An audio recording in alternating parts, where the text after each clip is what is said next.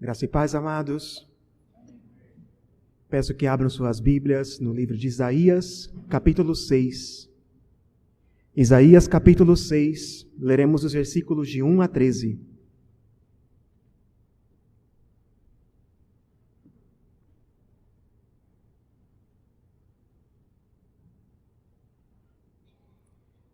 Livro de Isaías, capítulo 6, versículos 1 a 13. O texto diz: No ano da morte do rei Uzias, eu vi o Senhor assentado sobre um alto e sublime trono, e as abas de suas vestes enchiam o templo. Serafins estavam por cima dele, cada um tinha 6 asas, com 2 cobria o rosto, com 2 cobria os seus pés, e com 2 voava. E clamavam uns para os outros, dizendo: Santo, Santo, Santo é o Senhor dos exércitos, toda a terra está cheia de sua glória. As bases do limiar se moveram à voz do que clamava, e a casa se encheu de fumaça. Então disse eu: Ai de mim, estou perdido, porque sou homem de lábios impuros, habito no meio de um povo de impuros lábios, e os meus olhos viram o Rei, o Senhor dos exércitos. Então um dos serafins voou para mim, trazendo na mão uma brasa viva que tirara do altar com uma tenaz. Com a brasa tocou a minha boca e disse: Eis que ela tocou os teus lábios, a tua iniquidade foi tirada e perdoado o teu pecado. Depois disso, ouvi a voz do Senhor, que dizia: A quem enviarei e quem há de ir por nós? Disse eu: Eis-me aqui, envia-me a mim. Então disse ele: Vai e dize a este povo: Ouvi, ouvi, e não entendais. Vede, vede, mas não percebais. Torna insensível o coração deste povo, endurece-lhe os ouvidos, fecha-lhe os olhos, para que não venha ele a ver com os olhos, a ouvir com os ouvidos, e a entender com o coração, e se converta e seja salvo. Então disse eu: Até quando, Senhor?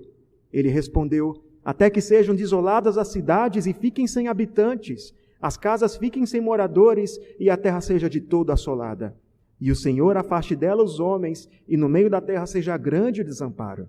Mas, se ficar a 10ª parte dela, tornará a ser destruída, como o terebinto e como o carvalho, dos quais depois de derribados ainda fica o toco. Assim a santa semente é o seu toco. Vamos orar mais uma vez.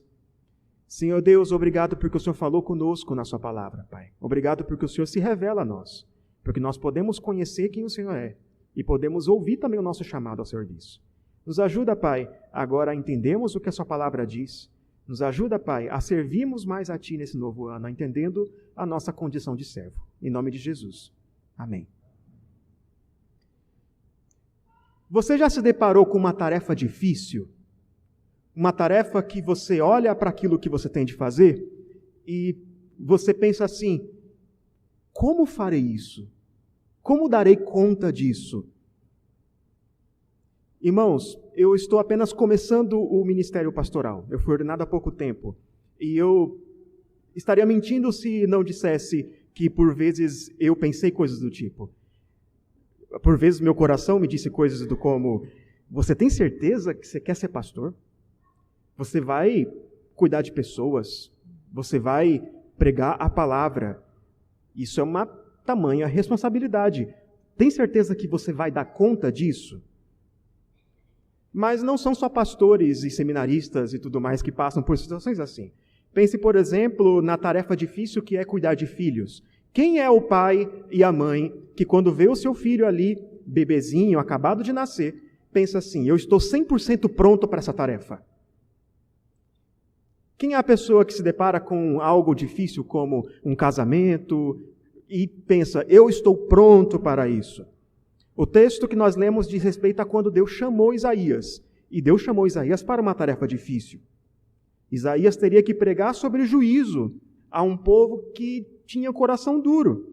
E realizar uma tarefa tão difícil assim pode ser mais difícil quando se vive em tempos de crise. Não basta ir muito longe. Basta olhar para a situação que nosso país viveu nos últimos anos. Nós vivemos uma crise política, econômica, social, e durante esse tempo sustentar a família foi mais difícil. Durante esse tempo, nós ficamos com várias dúvidas e ansiedades e inseguranças, pensando: o que será do meu futuro? Será que eu terei emprego amanhã? Será que eu conseguirei sustento? E também sabemos que tempos de crise trazem conflitos. Uma das maiores razões que causam conflitos em muitos casamentos são problemas financeiros. E Isaías estava sendo chamado por Deus ao seu ministério durante um tempo de crise. Preste atenção comigo no versículo 1, que diz: no ano da morte do rei Uzias. A Bíblia diz que o reinado de Uzias foi primeiramente um reinado de muita prosperidade. Uzias tinha sido o maior rei de Judá desde Salomão. Uzias foi um rei que fez muitos investimentos, ele fortaleceu o exército, fortaleceu a agricultura, a construção civil, e Uzias reinou por muito tempo. O rei Uzias reinou por 52 anos. Foi um governo de muita estabilidade. E durante o governo de Uzias, o povo pensou que o seu futuro estava garantido, graças ao excelente governo de seu grande rei. Veja, não é de hoje que as pessoas têm mania de confiar e depositar sua confiança em político. Eles colocaram suas esperanças em Uzias como se esse rei fosse a solução de todos os seus problemas. E nós sabemos bem que esse tipo de coisa não acaba bem. Uma hora o governo de Uzias tinha que acabar. E esse governo acabou da pior maneira possível. O orgulho de Uzias causou sua própria ruína. Lá em 2 Crônicas, capítulo 26, diz que Uzias cometeu um grande sacrilégio. O rei Uzias entrou no templo para queimar incenso. E um rei não podia fazer isso. Um rei não é sacerdote. Somente sacerdote poderia queimar incenso, somente depois de muita purificação. Então Deus puniu aquele rei, o rei Uzias, com uma lepra na testa. E esse era o maior sinal visível de impureza que poderia haver naquele tempo. O rei foi exilado daquela comunidade porque ele era impuro cerimonialmente.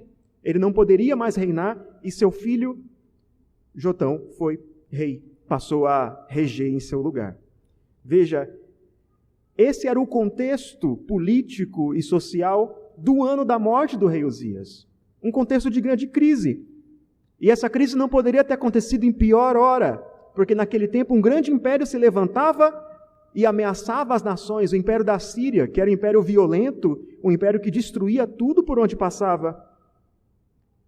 O ano que Uzias morreu simbolizava o fim de uma era de ouro para os judeus. Era o início de uma grande crise. Era o tempo onde as esperanças se vão, onde o medo passa a tomar conta do coração das pessoas.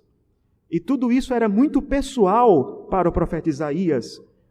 Isaías era um profeta muito próximo da realeza. Ele tinha acesso aos reis de sua época.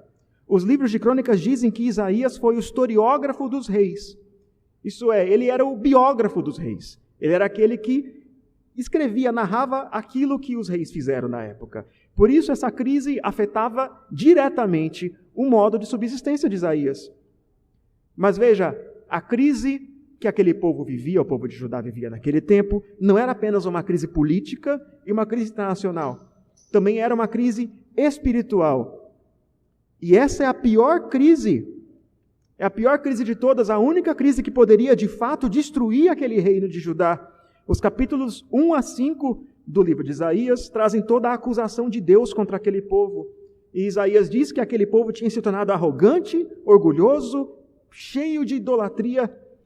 Eles tinham se esquecido de quem Deus é. Justamente por viverem num tempo de prosperidade, eles passaram a confiar muito em si mesmos e deixaram de confiar em Deus. Por isso a mensagem do livro de Isaías é essa que Deus fala aqui para Isaías, que Deus iria castigar aquele povo. Deus iria disciplinar aquele povo. E quando você lê toda a história do livro, você sabe então que aquele povo foi levado cativo para a Babilônia e que Jerusalém então seria destruída. Mas essa disciplina não iria durar para sempre. Afinal, a disciplina que Deus traz a seu povo não tem o objetivo de destruir o povo. Deus disciplina a quem ama. Ele quer restaurar o seu povo. E quando você lê lá no finalzinho do livro de Isaías, Isaías diz que Deus ainda cumpriria as suas promessas em Israel. Deus ainda tornaria aquele povo santo. Deus ainda tornaria o povo de Judá o servo do Senhor. o povo para onde as nações iriam a fim de conhecer quem Deus é. Perceba, Deus tinha um chamado para esse povo, e era um chamado difícil. Era um chamado que estava muito além da capacidade daquele povo. Quando nós lemos o livro de Isaías, a pergunta que vem à nossa cabeça é: como pode esse povo de Israel, orgulhoso, pecador, idólatra, como esse povo pode se tornar aquele povo prometido, o povo santo, o povo que é servo do Senhor, o povo onde as promessas de Deus seriam cumpridas? Foi nesse tempo que Deus chamou Isaías. Isaías talvez olhasse para a crise política, econômica e social de seu tempo, talvez ele tivesse incerteza a respeito de seu futuro, mas nesse momento Deus chamou Isaías para ser seu servo. E Isaías viu e ouviu a Deus, então obedeceu. O tema que eu quero tratar hoje com vocês é esse: como Deus faz um servo. Como Deus prepara os seus filhos a serem obedientes e confiantes em tempos de crise. Como Ele prepara os seus para as tarefas mais difíceis, nas situações impossíveis. Deus transformou Isaías num servo. E para isso, Deus deu a Isaías uma revelação de si mesmo. Uma revelação de quem Ele é, um vislumbre de sua glória e majestade, que transformou Isaías e o capacitou a responder confiantemente ao chamado. Veja, são duas revelações que Deus faz a Isaías aqui. Presta atenção no versículo 1, diz que Isaías viu o Senhor. E versículo 8 diz que ele ouviu o Senhor. Então são duas divisões aqui. Primeiro, Deus se revelou a Isaías quem Ele é. E depois Ele deu a Isaías um chamado. Em primeiro lugar, então, irmãos, Isaías teve uma visão de quem Deus é. Isaías teve um vislumbre da glória de Deus. E perceba que Isaías não descreve detalhes da face do Senhor. Ele não viu diretamente a face do Senhor. Mas ele descreve muitas coisas ali que estão ao redor. Ele descreve a vestimenta, ele descreve o trono, ele descreve a fumaça que está ali sobre o ar. Mas Isaías teve um vislumbre da glória de Deus. Ele viu algumas coisas a respeito de quem Deus é. Primeiramente, ele viu a soberania de Deus. Ele viu o Senhor assentado no trono. Ele viu ali que Deus é soberano. O trono de Judá podia estar vazio, mas o mundo não está desgovernado. Aquele que tem toda a autoridade está assentado no trono do universo. E o texto diz que aquele trono era alto e sublime. Isso significa que seu domínio, sua soberania, perpassa o de qualquer autoridade humana. É o trono mais alto de todos. Ele é uma autoridade maior do que rei Uzias. Ele é uma autoridade maior do que o rei da Síria. E diz também que as abas de suas vestes enchiam o templo. Veja, são vestes reais. As abas aqui representam a amplitude do governo desse rei. E domina tudo o que se pode ver. Ele domina sobre todas as coisas. Então Isaías viu aqui os serafins. Esses seres angelicais cobriam seus pés e os seus rostos. Eles não podiam olhar diretamente para Deus. Veja, ninguém pode olhar diretamente para Deus. A presença de Deus enche eles de temor. Eles não podem olhar para a santidade de Deus, porque Deus é santo. E eles clamavam: Santo, Santo, Santo é o Senhor dos exércitos. Toda a terra está cheia de sua glória. Essa repetição, Santo, Santo, Santo, é a maneira do judeu, a maneira hebraica de dizer que Deus é santíssimo. Ele é o mais santo de todos. Não há ninguém santo como o nosso Deus. Não há ninguém que se compare com a sua perfeição e com o seu caráter. O Senhor também é o Senhor dos exércitos. Ele tem o controle dos exércitos celestiais, dos exércitos das nações. Veja, Ele tem controle tanto do exército celestial, que são as estrelas, como das nações. Ele controla o exército de Judá. Uzias, ele encheu o exército de Judá de um monte de arma, mas é Deus que controla o exército de Judá. O exército da Síria ameaçava as nações que estavam ali ao redor, mas é o Senhor que controla até mesmo o exército da Síria. E toda a terra está cheia de sua glória. Em toda a criação nós vemos sinais da glória de Deus. O seu senhorio, a sua soberania se estende por todas as coisas em cada centímetro do universo. Então Isaías viu ali a estrutura da porta se mexer. Os batentes da porta se mexeram e o lugar se encheu de fumaça. Imagine a cena, irmãos. Tudo se abala, acontece ali um grande tremor. A presença de Deus, a glória de Deus, a fumaça ali que representa a glória de Deus, toma conta de todo lugar. É uma cena apavorante. É uma cena que encheu o coração de Isaías de medo, e com certeza eu e você teríamos medo no meio de uma cena dessas, com toda a razão. Mas essa não é a primeira vez que esse tipo de coisa acontece. Lembra lá, puxa da sua memória, Êxodo 19, quando o Senhor aparece sobre o Monte Sinai. A mesma coisa acontece. Tudo se abala, a fumaça toma conta do lugar, e essa visão impressiona tantos israelitas que eles chegam a falar assim para Moisés: Moisés, nós não queremos mais tratar diretamente com Deus, não. A partir de agora você trata com Deus. Mas essa visão encheu os israelitas de temor, a tal ponto que eles aceitaram todos os termos da aliança com Deus. Depois de contemplar quem Deus é, Isaías viu quem ele mesmo é. Ele viu a si mesmo. Então ele se deu conta de sua impureza e de seu pecado. Então Isaías disse: ai de mim! E é muito interessante, irmãos, que se nós olharmos para o capítulo 5, a partir do verso 18, nós vemos ali que Isaías proclama diversos ais contra Judá. Diversos ais de acordo com os pecados de Judá. Ai daquele que é idólatra, ai daquele que usa pesos injustos. Mas agora Isaías olha para a sua própria indignidade, ele olha para si mesmo, percebe seu próprio pecado e diz: ai de mim! E então Isaías diz: estou perdido. Essa frase, estou perdido, também pode ser traduzida como estou destruído. Ele fala de algo que já é realidade. Ele não fala serei destruído, mas ele fala estou destruído. É algo tão vívido na mente de Isaías naquele momento, que é como se já houvesse acontecido. Pense, por exemplo, numa criança que foi pega pelos seus pais numa má criação, e ela vê a sua mãe indo em sua direção, pronta para lhe castigar, e ela pensa: estou encrencado. É tão vívido na sua mente que ela já imagina a cena do seu castigo. E é engraçado que crianças choram muito mais antes de apanhar do que depois. Veja, é algo muito parecido aqui. Ele olha para o que está acontecendo.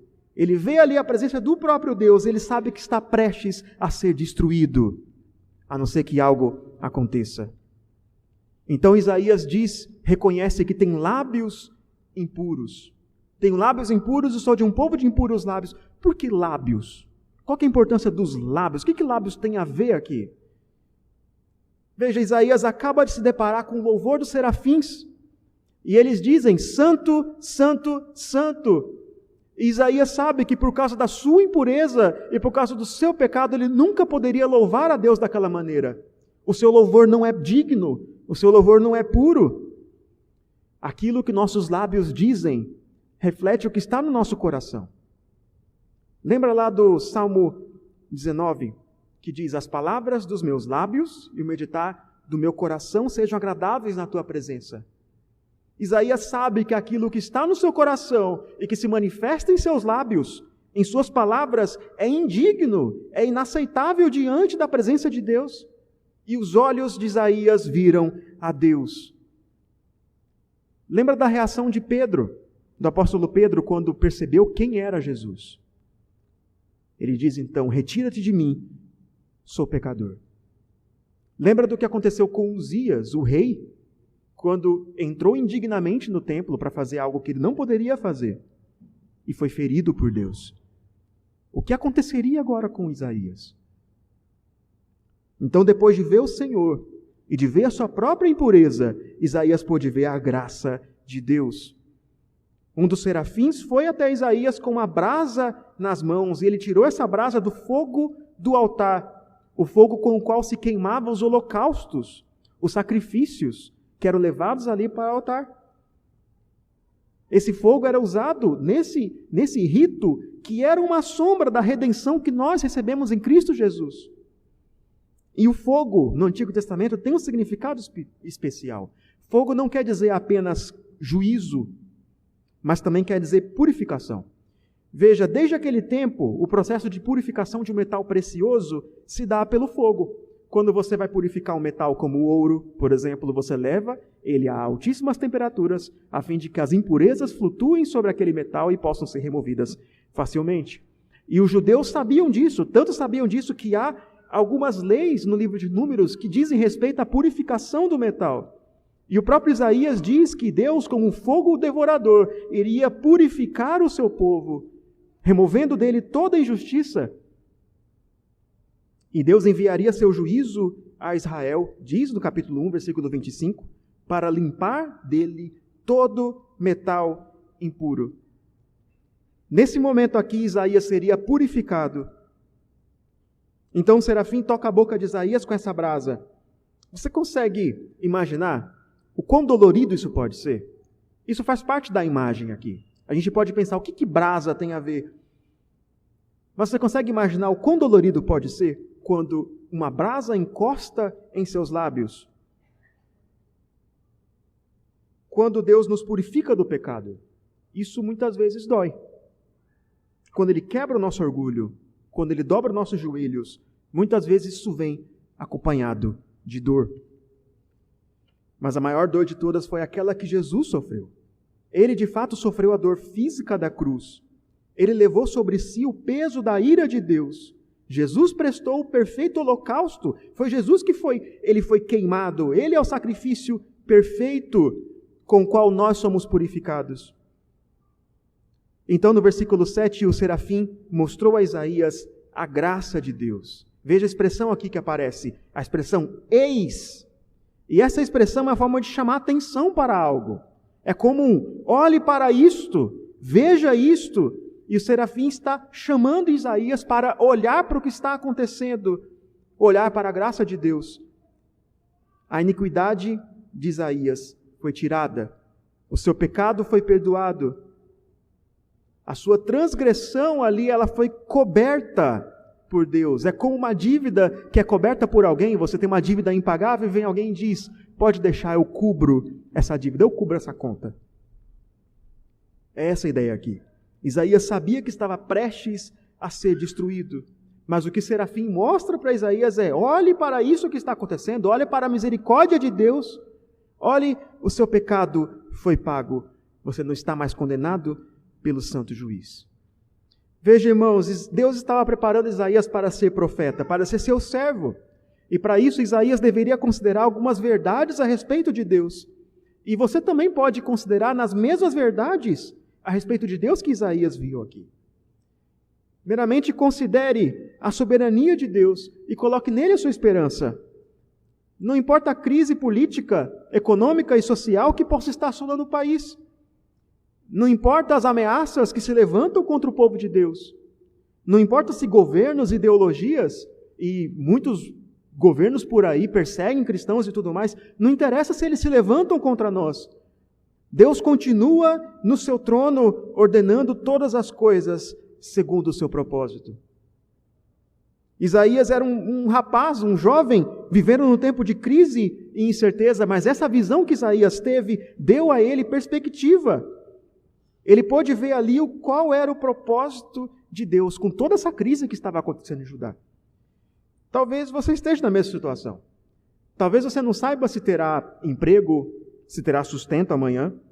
Talvez você não saiba se conseguirá entrar na faculdade ou se conseguirá um cônjuge, uma esposa, um marido.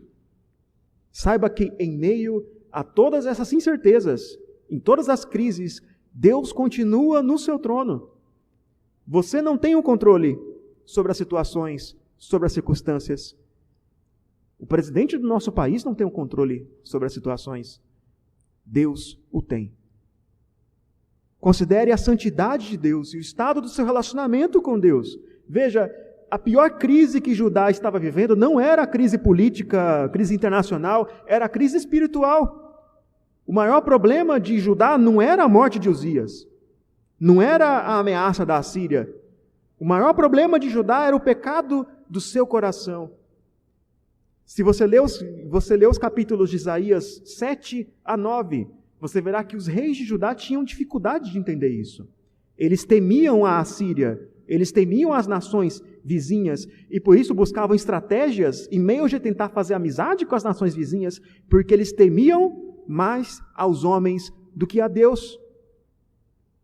Eles se esqueceram de Deus, de sua soberania, de sua santidade, e por isso não reconheciam mais o seu pecado. Eles tinham medo de tudo, mas não tinham mais o temor do Senhor. Algo precisa ficar bem claro para mim e para você. Não é o desemprego que vai te levar à ruína. não é os problemas do seu casamento que vai acabar com você. Não são os problemas da igreja ou a situação política do país. O que pode arruinar a sua vida é não ter o temor do Senhor. É não se arrepender de seus pecados. É não reconhecer os seus pecados. É não se alegrar com a graça de Deus. Se o seu relacionamento com Deus vai bem, para o resto a gente dá um jeito. Considere a graça de Deus e olhe para Cristo. Isaías contemplou a graça de Deus e nós podemos contemplar a mesma graça na cruz. Isaías vislumbrou ali a soberania, a santidade, a glória e a graça de Deus. E há um lugar onde nós podemos olhar para tudo isso junto, num lugar só, é a cruz de Cristo. Esse rei que Isaías viu não era qualquer rei. Veja, onde Isaías teve essa visão? Isaías viu um rei cujo trono estava no templo. Uzias era rei. Uzias não podia entrar no templo indignamente. Ele viu um rei que pode estar no templo, porque ele viu um rei que também é Deus. Ele viu um rei que é sacerdote. O rei que ele viu ali é o nosso rei Jesus.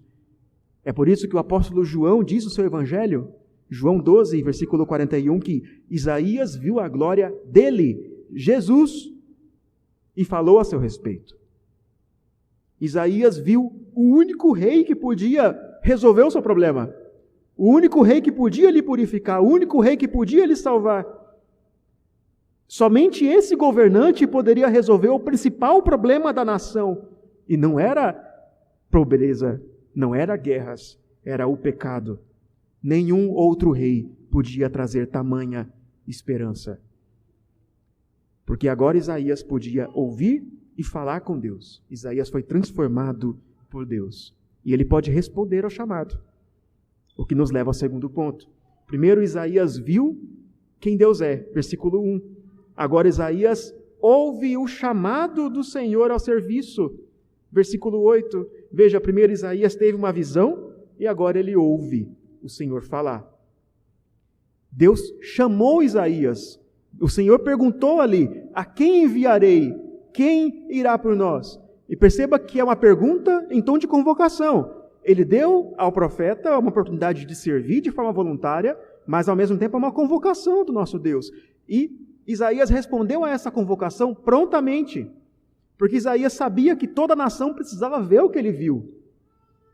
Toda a nação precisava reconhecer quem Deus é, reconhecer o seu pecado e ser transformado pela graça de Deus. E por isso Isaías diz, estou aqui. Isaías foi transformado e por isso ele pode agora obedecer ao chamado de Deus.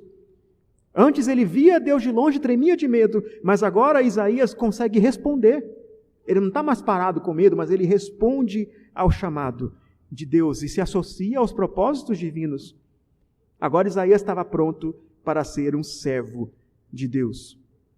Irmãos, quantas pessoas por aí dizem conhecer a Deus, dizem saber quem Deus é, mas de nada servem? Quem de fato conheceu a Deus, responde ao chamado ao serviço. Não quer dizer que não seja difícil, não quer dizer que não seja com relutância. Lembra de Moisés, que relutante ali em aceitar seu papel de libertador de Israel, ele disse, eu não sei falar. Por que o Senhor está me chamando, Senhor? Eu não sei falar, eu sou pesado de língua. Mas Deus mandou Moisés, mesmo assim. E Deus usou Moisés. E veja só o que Deus fez por meio daquele instrumento. Lembra do profeta Jeremias, que quando foi chamado ele dizia, não sei falar, eu sou só uma criança. Eu sou muito novo, Deus. Tem certeza que o Senhor quer me enviar mesmo? Mas Deus disse para Jeremias, não tema, porque eu serei contigo. E Deus tocou na boca de Jeremias. Veja, assim como Isaías, Deus também tocou na boca de Jeremias durante seu chamado e colocou as suas palavras na boca do profeta Jeremias. E aquele profeta foi obediente durante o ministério tão difícil. É assim que Deus faz um servo. Deus não pega servos prontos na fábrica de servos. Ele transforma pessoas que não estão prontas para servi-lo. Foi isso que aconteceu com Isaías. Ele foi transformado. É isso que também devia acontecer a todo aquele povo de Judá, aquele povo de Israel, para que cumprisse o seu propósito redentor. Mas Deus chamou Isaías a um ministério muito específico. Ele disse a Isaías exatamente qual seria a mensagem e qual seria o propósito de sua pregação. Veja os versículos 9 e 10. Isaías é enviado para dizer ao povo: ouvi, ouvi e não entendais. Vede, vede, mas não percebais. E veja, esse é o chamado mais estranho que você pode dar a um profeta. A ideia aqui é a seguinte: pregue de um jeito que eles ouçam, mas não entendam. Faça sinais de modo que eles vejam, mas não compreendam o que vem. E eu quero que você perceba comigo uma coisa aqui. Aqui nesse capítulo, Isaías viu o Senhor e depois ele ouviu o Senhor. Mas aqui Deus está dizendo que o povo vai ser cego e surdo. O povo não vai ver e o povo não vai ouvir. E será uma cegueira e uma surdez completa. Os seus ouvidos serão endurecidos. Os seus olhos se fecharão. Mas por quê? Por que eles não conseguirão entender? Por causa do seu coração. O coração está endurecido. Essa é a ideia do versículo 10 aqui. Você tem um paralelismo muito interessante. Coração, ouvidos, olhos. Olhos, ouvidos, coração. Por causa do coração endurecido, eles não veriam o que Isaías viu e não ouviriam o que Isaías ouviu. A mensagem de Isaías àquela geração era uma mensagem de juízo. A depravação do povo havia chegado a tal ponto que eles deveriam passar pela disciplina de Deus. E veja, irmãos, a mensagem do Evangelho, o Evangelho, é também uma mensagem de juízo. As boas novas sempre vêm acompanhadas com as más notícias. Pregar o Evangelho não é só dizer Jesus te ama e distribuir a graça grátis por aí, mas também é anunciar a sua vinda e o seu julgamento sobre aqueles que não se arrependerem. E Isaías iria falar a mensagem do Evangelho inteira, com a parte de juízo e tudo. Isaías não iria adequar a sua mensagem aos ouvidos sofisticados dos sábios. Ele não deveria suavizar a sua mensagem para agradar aos ouvidos sensíveis. Eu não quero ouvir de juízo, não quero ouvir de pecado. Isaías era chamado a pregar as verdades do Deus soberano. E o resultado dessa pregação é o endurecimento do coração daqueles que rejeitam a Deus. Veja, irmãos, quando a igreja prega o Evangelho de forma fiel, o Evangelho completo, inclusive com a parte do juízo, isso vai gerar por alguns a aceitação daqueles que foram tocados por Deus e que têm um coração tratado por Deus, e isso vai gerar também perseguição e oposição. A mensagem de Isaías foi rejeitada por muitos de sua geração, mas Isaías em momento algum suavizou a mensagem. Ele pregou de forma fiel e a sua mensagem foi registrada a fim de salvar as gerações futuras. Veja, isso também é o que Jesus fez. Jesus pregou usando parábolas. E o próprio Jesus disse que ao fazer isso ele estava cumprindo o que está aqui nessa profecia. Porque os fariseus e escribas ouviram e não entenderam. Eles viram os sinais que Jesus fez, mas não compreenderam. Mas os discípulos entenderam e para eles a mensagem foi salvação. Então Isaías perguntou a Deus, versículo 12, até quando? E esse era um grito de desalento. Até quando Isaías teria de pregar para um povo cego, surdo e de coração endurecido? Até quando ele deveria servir a Deus sem ver resultado do seu trabalho? Será que esse juízo de Deus sobre Israel iria durar para sempre? Então Deus responde a Isaías, dando a Isaías uma visão do que vai acontecer. Primeiro ele fala do juízo. Ele anuncia o juízo que já é inevitável. A maldade daquele povo havia chegado a tal nível que não havia solução para aquilo senão a disciplina. Isaías viu Deus no trono. Isaías viu que Deus governa a história. E agora Isaías tinha uma perspectiva do que Deus estava fazendo. Deus estava purificando aquela nação. Deus estava cumprindo o que prometeu lá em Deuteronômio e em muitas outras passagens, que diz que se o povo pecasse, aquele povo seria expulso daquela terra. As cidades ficariam desertas, a terra seria abandonada e o próprio Deus é quem faria isso. Mas essa previsão isso que vai acontecer não é destituído de esperança. O povo seria cortado, versículo 13, como um carvalho, como uma árvore que é derrubada, mas ainda sobraria um toco. Ainda restaria uma parte do povo, uma parte fiel, um remanescente fiel. Ainda ficaria aquilo que é chamado de santa semente. Puxa lá da sua memória, Gênesis 3. Lembra de quando Adão e Eva desobedeceram a Deus? Lembra que ele promete ali que um dia viria o descendente da mulher que pisaria a cabeça da serpente. A palavra hebraica aqui traduzida por descendente é a mesma palavra que aqui é traduzida por semente. A palavra semente remete tanto ao povo de Deus, aquele povo de Israel, o povo de Judá, quanto aquele descendente que viria desse povo, aquele redentor que ainda nasceria no meio daquele povo. O que Deus está prometendo a Isaías aqui é: eu vou levar esse povo para a beira da destruição, eu vou removê-los da terra, eu vou fazê-los passar pelo fogo, mas eu não os destruirei completamente. Eu ainda vou manter a santa semente, eu ainda vou cumprir tudo o que prometi a esse povo. Ainda farei vir dessa semente o Redentor, aquele que pisará na cabeça da serpente. Irmãos, Deus chamou Isaías para ser seu profeta. Deus chamou Israel, Judá, para ser o seu povo santo. Da mesma forma, Ele chamou você. Você foi convocado por Deus para fazer parte da comunidade dos remidos, para servir ao Senhor com seus dons. E muitas vezes Deus vai te chamar para tarefas difíceis. Isaías foi chamado para pregar juízo, para pregar punição a um povo cego, surdo e de coração duro, no meio de uma grande crise. E Deus garantiu a Isaías que o resultado do seu trabalho seria, em termos mundanos, desastroso. Ninguém vai ouvir, ninguém vai se converter. Eu não sei qual é a tarefa difícil para a qual você foi chamado. Talvez seja assumir um cargo na igreja. Talvez seja criar um filho especial. Talvez seja lidar com um familiar que não é convertido. Mas no meio de uma tarefa difícil, esse texto te traz algumas verdades que podem te dar esperança. Deus não te chama a realizar tarefas para as quais Ele não te capacita. Ele primeiro transforma e depois te chama. Ele purificou Isaías, tornou-lhe santo, então Isaías foi capaz de responder ao chamado do Senhor. Deus está no controle. Deus deu a Isaías o propósito e a mensagem e garantiu a ele o resultado. Isaías seria só um instrumento. Deus deu tudo a Isaías.